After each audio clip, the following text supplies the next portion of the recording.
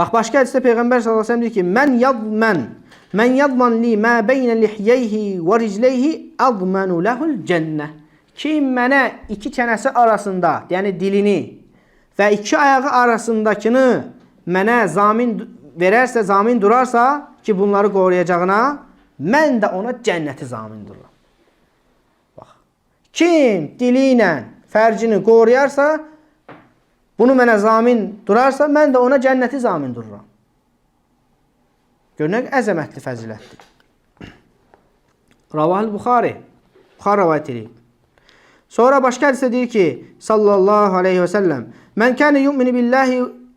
kənə yu'minu billahi vəl yevmil əxir fəlyəkul xayran əv liyasmut. Kim Allaha və axirət günə iman edirsə, ya xeyir desin, ya sussun. Ya xeyir desin, ya sussun. Yəni, o tutdu Peyğəmbər sallallahu əleyhi və səlləm dilindən, dedi, buna sahib ol. Budur.